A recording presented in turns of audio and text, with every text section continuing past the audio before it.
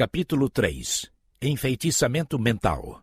Pergunta: qual é a diferença entre o feitiço verbal e o feitiço mental? Ramatiz: sem dúvida, quer seja feitiço verbal ou mental, o pensamento é sempre o elemento fundamental dessa prática maléfica, pois não existem palavras sem pensamentos e sem ideias. Quando o homem fala, ele mobiliza a energia mental sobre o sistema nervoso, para então acionar o aparelho da fonação e expressar em palavras as ideias germinadas na mente. E o feitiço mental ainda pode ser mais daninho do que através da palavra, pois é elaborado demorada e friamente sob o calculismo da consciência desperta, em vez de produto emotivo do instinto incontrolável.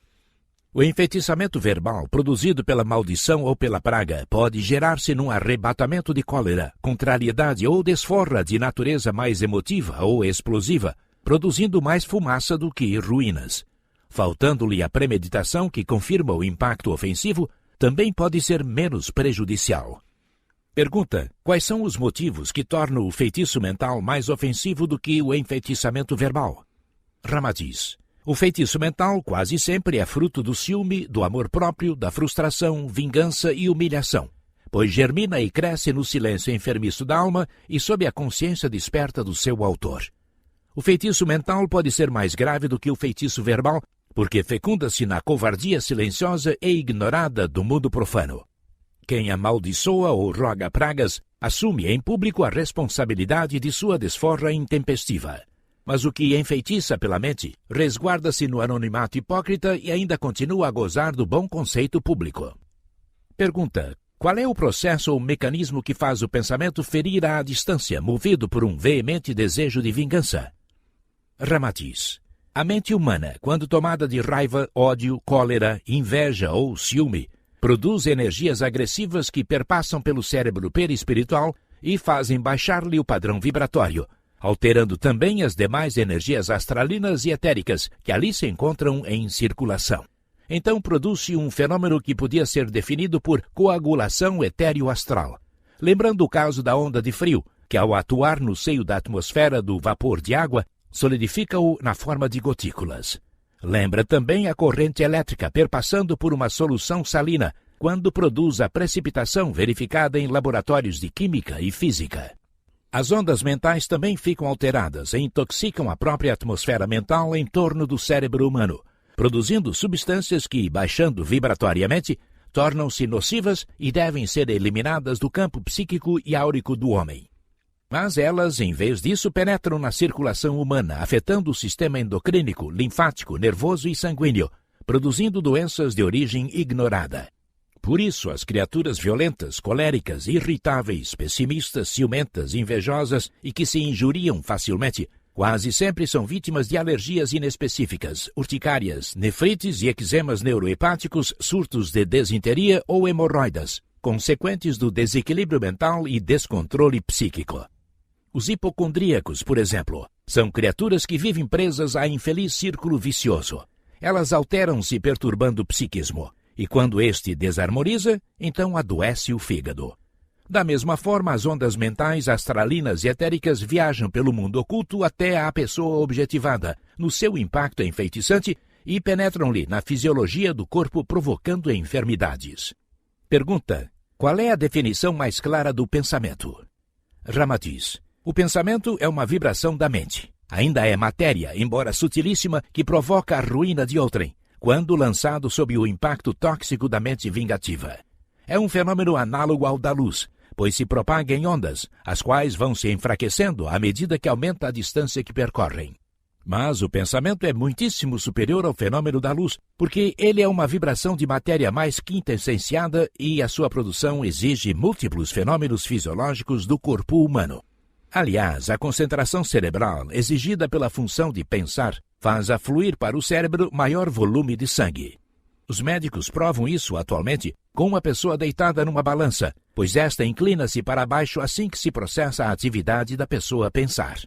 É evidente que os pensamentos vão muito além das palavras, principalmente quando são vitalizados por uma pessoa de vontade forte e experimentada, que então pode guiá-los tão seguramente quanto o operador à distância maneja o seu controle remoto. O homem, ao pensar, imprime impulsos vibratórios no seu corpo mental, resultando simultaneamente a produção de ondas e de formas-pensamentos. Conforme a lei de repercussão vibratória, a vibração do corpo mental se propaga pela matéria que a rodeia, assim como a vibração da campainha se dissemina pelo ar atmosférico ou ambiente onde é acionada. A atmosfera e o éter, que interpenetram todas as coisas do macro e do microcosmo, estão impregnados de substância mental proveniente da própria mente cósmica e respondem prontamente a quaisquer impulsos vibratórios da mente humana. Esses impulsos mentais vibratórios produzem uma espécie de ondulação, à semelhança das ondas produzidas pelas pedras lançadas sobre a superfície da água e que se propagam em todas as direções e muitas dimensões, assim como acontece com a irradiação da luz do sol ou de uma lâmpada. As ondas mentais, que se formam e expandem-se em todas as direções, são multicores e opalescentes, mas se debilitam à medida que se difundem a maior distância, lembrando o fenômeno que acontece comumente com as bolhas ou bolas de sabão, que vão se diluindo conforme o seu tempo de vida. Pergunta: qual é a diferença na contextura dos bons e maus pensamentos? Ramatiz: os pensamentos sublimes e altruístas são de vibração muito rápida e sutil, alimentados por um combustível diáfano que não deixa resíduos no perispírito. Quando atraídos por outras mentes afins, eles também ativam os sentimentos e as emoções superiores. Mas, tratando-se de pensamentos mais raros, só influem em seres de boa estirpe sideral. As ideias, sugestões e criações mentais sobre o amor, a paz e o bem, em verdade são energias extraordinárias e de qualidade incomum, que adubam o crescimento sadio do espírito humano. Há pensamentos científicos, religiosos e teosóficos, que influem preferencialmente em certo setor da atividade humana. Os pensamentos malévolos, vingativos, coléricos e odiosos imantam-se de magnetismo inferior e sobrecarregam-se de fluido mental, astralino e etéreo, de baixa vibração, agindo tão eficaz e rapidamente na atmosfera terrena que justificam realmente o velho refrão: o mal propaga-se mais fácil que o bem. Enquanto a energia diáfana, utilizada pelos bons pensamentos, volatiliza-se do perispírito absorvida pelo éter superior, a substância mental e astralina necessária para sustentar e mover os pensamentos daninhos e pecaminosos adere fortemente à vestimenta perispiritual, formando escórias que, mais tarde, produzem sofrimento ao serem drenadas para a carne ou desintegradas nos charcos terapêuticos do astral inferior. O homem é o que pensa. O seu espírito, quando escravo das manifestações desregradas, faz da mente apenas um instrumento de sua relação egoísta com o mundo inferior, e, depois da morte, submerge-se num mar de magnetismo viscoso e aderente. Mas eleva-se aos níveis angélicos sob a lei de que os humildes serão exaltados. Quem usa o poder mental para aniquilar as paixões do mundo animal em vez de hostilizar o próximo. Pergunta: poderias dar-nos um exemplo da diferença entre o pensamento elevado e o malévolo, em que um deixa resíduos e outro volatiliza-se no perispírito? Ramatiz: malgrado a exemplificação rudimentar, poderia supor 2 fogões, um alimentado a lenha e outro a eletricidade. O primeiro deixa resíduos, como cinza e carvão, e o segundo permanece límpido, porque só usa a eletricidade que se volatiliza. Pergunta: que mais podeis dizer sobre as ondas mentais? Ramatiz: as ondas mentais, já o dissemos, lembram as ondas geradas pela pedra jogada sobre a superfície da água. Mas não são muito precisas na sua ação porque logo se desfazem onde incidem, sem produzir uma ideia completa na sua trajetória ou objetivo final. Enquanto a onda mental apenas desperta sensações semelhantes onde recai, já a forma pensamento transmite a ideia mais completa, porque além de fortemente sobrecarregada da substância mental de quem a emite, agrega-se facilmente ao campo do pensamento de outra pessoa e ali perdura a sua ação contagiante. O corpo mental do homem, ao ser tocado por uma forma pensamento diferente, tende a produzir na sua mente um pensamento semelhante ao que surge, tanto quanto seja o grau de sua receptividade.